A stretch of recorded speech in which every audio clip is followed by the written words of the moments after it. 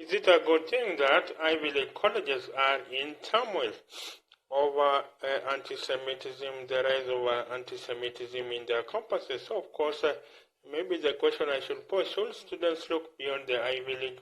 Should students look beyond the Ivy League in choosing their colleges? And I think the Ivy League have grown tremendously powerful. So I think you have many American many students, and I think even parents want their kids to enroll in Ivy League colleges because they know they are assured of a good job post-graduation. So is it a good thing that maybe as the Ivy League colleges are in turmoil, as their presidents are being asked to resign, some of the students are calling their college counselors and rescinding their offers of admission to these colleges. So maybe it is a good thing that the Ivy League colleges are in time so that students can now look beyond the Ivy League to the other colleges, maybe to the second tier and third tier colleges. And I think it's a good thing because I think there has been a record low admission for these colleges. As years go by, there has been year upon year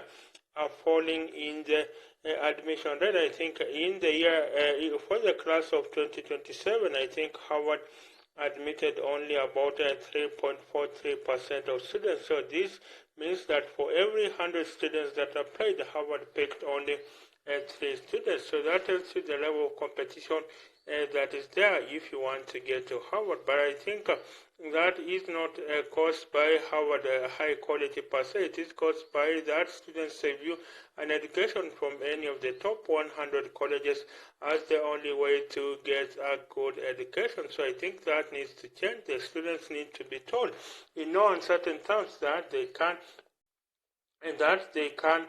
indeed get a good education in other colleges, not just in the Ivy League. And maybe there should be more funding for state colleges, for state, and I think also other private colleges should be coming up so that they can challenge the Ivy League. Of course, the Ivy League have I think produced the elite in American society, although some say this elite are the ones who are destroying America, but I think it has produced the elite in American society. And I think that is the Ivy League serve basically 2 functions. One of them is academia. The second is about social experimentation. They produce an aristocrat that is going to rule America and maybe even the world.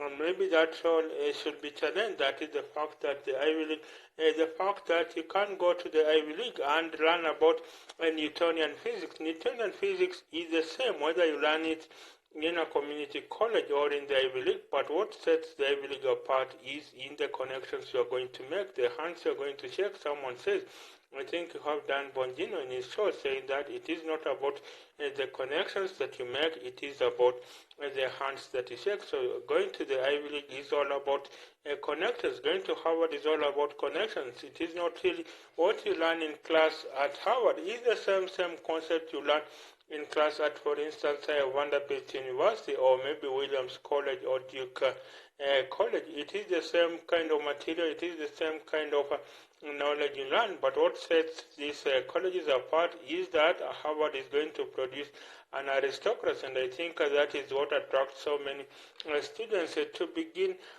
to forfeit everything in order to be admitted to Harvard and these other colleges. And I think that is why maybe the rise, this uproar over the rise of anti-Semitism is a good thing so that we can spread equality of opportunity. I've often said that America needs equality of opportunity, that is bringing everyone to the same starting lineup. And I think if everyone is brought to the same starting lineup, then we can begin to say then it should be merit-based, so that now you bring everyone to the same starting lineup, and then what sets them apart, what sets people apart is maybe a creative genius, hard work, rare skill, rare talent, or maybe entrepreneurial ability. That's what should set people apart, so that what it should be emphasizing is equality of opportunity. So for now, I think that equality of opportunity is not there. I think for some students, even though these colleges have sought to make themselves more diverse, to reach out to the communities that to reach out to students from poor backgrounds. I think right now these colleges have made themselves to be able to reach out to students that come from a low income brackets, but still they are viewed as basically places where wealthy students go. I think for Harvard, I think if you come from a family that earns less than $75,000 a year, they will give you, I think you will contribute nothing towards, no money towards your tuition. And I think that's how they have gotten to be more diverse. Of course, that diversity is disputed by those who say this has led to the illusion of quality, and maybe this is why DEI efforts at such schools are being fought, and maybe one of the reasons why Harvard President Claudine Gay is under a lot of pressure is because of the DEI efforts, the diversity, equity, and inclusion efforts at Harvard. Maybe some don't want such kind of efforts at these institutions. So I think now that seems to be the catchphrase from these colleges, and of course you had about 500 or 600 faculty at Harvard coming to her defense, saying they trust her to lead the university now and in the future. And I think for now, and then as the uproar over anti-Semitism spreads, maybe there will be more questions asked about diversity. And of course you have someone such as Florida Governor Ron DeSantis arguing that all this diversity nonsense in these elite colleges should stop, so that students are taken for who they are, not for are taken just for their intellectual capabilities alone, and of course not on the rest. Of course, these colleges lost in, I think, students for fair admissions managed to win a Supreme Court case that barred these universities to consider race as a factor of admission. Of course, I think they changed the admission policies.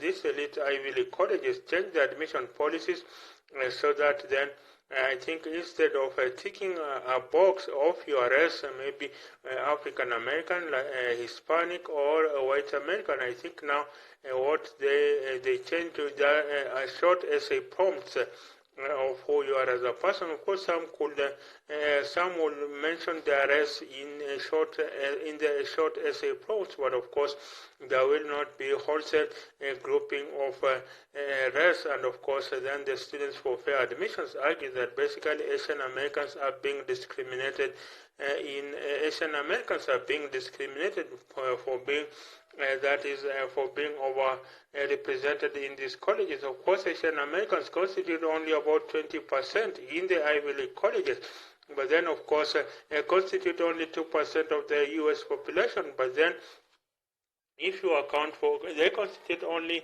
2% of the American population, but then they constitute about 20% in the American elite colleges. Of course, now that they want to see that go out of the window. So, and they cite the University of California, Berkeley, University of California public system. These are series of about 13 public colleges, and so they say when the University of California public system remove the race-based admissions, and of course now administered students only for merit, the percentage of Asian American students shot to about 45%, nearly half of the student body. So the Asian American lobby group hopes to see the same kind of the Asian American lobby group hopes to see the same kind of numbers at Harvard and other American Ivy League colleges. So I think for now, I think it's a good thing. Let's improve the quality of the other colleges